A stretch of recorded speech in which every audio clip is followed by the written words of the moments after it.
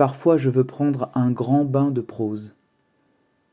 Dans la bibliothèque, choisir le livre idoine, le goûter comme avec sa main l'eau de la piscine. Il y a des langages qui nécessitent de s'acclimater, de passer le lexique à sa nuque, à sa taille, eau froide, de persévérer avant de pouvoir y nager sans effort. D'autres vous accueillent sans manière, comme l'ami longtemps quitté. On s'y sent, par miracle, immédiatement bien chaussé. Je ne sais pas à quoi c'est dû. Ce n'est pas seulement affaire de goût. Parfois, ce qu'on aime vous tient à distance, se refuse à vous, élève tout un pays de neige. Semblablement, le matin, il arrive qu'un clignement d'yeux vers le ciel témoigne de notre parenté. On projette son corps dans la journée sans la goûter au préalable. Alors tout est facile. L'air, clair et transparent, est aussi celui des airs de famille.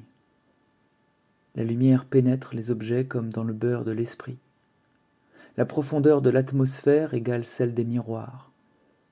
Quelques mouvements de brasse vous emmènent jusque dans l'après-midi, puis on étend son corps sur les pinces à linge d'une somnolence où regarder s'écouler tout ce qu'on a fait, tout ce qu'on a dit. Ainsi je lis Elias Canetti.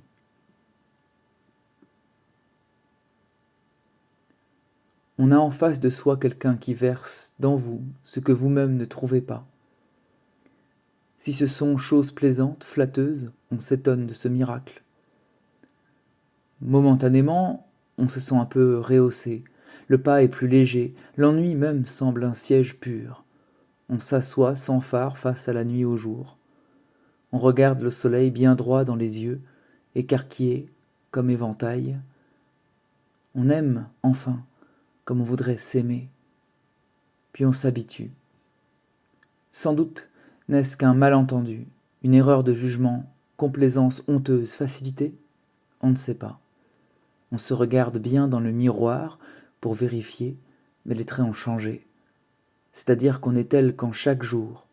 Extérieurement, on est le même, mais intérieurement, on est tout autre, un inconnu, presque évité dans la rue, qui n'est plus nimbé de cette lumière favorable. On se rétracte. Non, on n'est décidément pas tel qu'on semble nous voir. On fait l'expérience quotidienne, irréfutable du contraire, comme son reflet dans le miroir.